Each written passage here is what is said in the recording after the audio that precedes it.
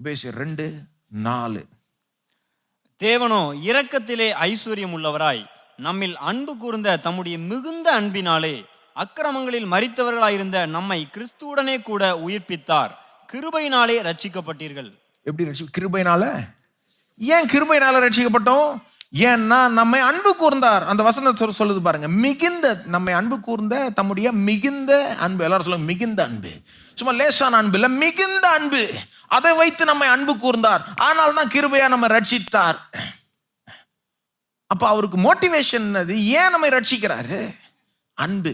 நம்ம அந்த அளவுக்கு அன்பு கூறுகிறார். ஏன் நம்மள அந்த அளவுக்கு அன்பு கூறுறாரு? வசனத்துல இன்னொரு படி பின்னால போனீங்கன்னா, பேக்வர்ட்ஸ் போனீங்கன்னா, எங்கிருந்து வருதுன்னு தெரியுது பாருங்க. ரிச் இன் மர்சி, இரக்கத்தில் ஐஸ்வர்யம் உள்ளவராய் இருந்தபடியால். வசனம் எப்படி ஆரம்பிக்குது பாத்தீங்களா? தேவன் இரக்கத்தில் ஐஸ்வர்யம் உள்ளவராய் இருக்கிறபடியால், தம்முடைய மிகுந்த அன்பினால் நம்மை அன்பு கூர்ந்தபடியால். அந்த படிகள் பாருங்க, இரக்கத்தில் ஐஸ்வர்யம். அங்கிருந்து தான் அவருடைய மிகுந்த அன்பு வருகிறது. அதனாலதான் நம்ம கிருபையாய் ரட்சிக்கப்படுகிறோம். இப்ப ஏன் ரட்சிக்கப்படுறோம்? நம்ம மேல அவர் வைத்திருக்கிற அன்பு. ஏன் நம்ம மேல அவ்வளவு பெரிய அன்பை வச்சிருக்கிறாரு? இது நாம எவ்வளோ இதுன்னு காமிக்குதா? நம்ம அவ்வளோ இதா இருக்கிறதுனால தான் நம்ம அன்பு கூறுறாரா? கிடையாது. அவர் இரக்கத்தில் ஐஸ்வர்யம் உள்ளவர். எங்கிருந்து வருது பாருங்க, அவருடைய நல்ல அந்த குணத்திலிருந்து தான் வருது. இரக்கத்தில் ஐஸ்வர்யம் உள்ளவர், அவ்வளோ ஐஸ்வர்யம் உள்ளவர். ஆனால் தான் அவ்வளோ பெரிய அன்பு வச்சிருக்கிறார் நமக்கு. அவ்வளோ பெரிய அன்பு வச்சிருக்கிறதுனால தான் இவ்வளோ பெரிய திட்டத்தை போட்டார், செயல்படுத்தினார், கிருபையாய் நம்மை ரட்சித்திருக்கிறார்.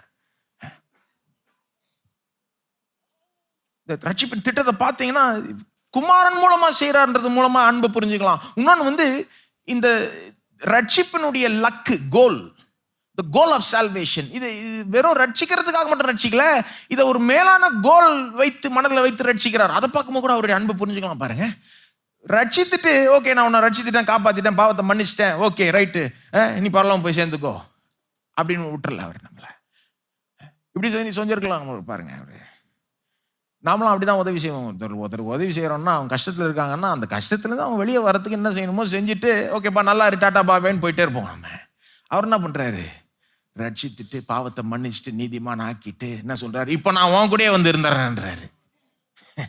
உனக்குள்ளாகவே வந்துடுறேன். நம்ம கொண்டு அவரோட இணைச்சிட்டாரு. யாருங்க இதை செய்வா? நம்ம பாவிகளா இருந்தோம், நம்மளை மன்னித்து, பாவ மன்னிப்பு. ஏன் நீதிமான ஆக்குறாரு? ஏன்னா அவர் நம்மோட இருக்க விரும்புகிறார். ஆவியானவர் நமக்குள்ளாகவே வந்துட்டார். நம்ம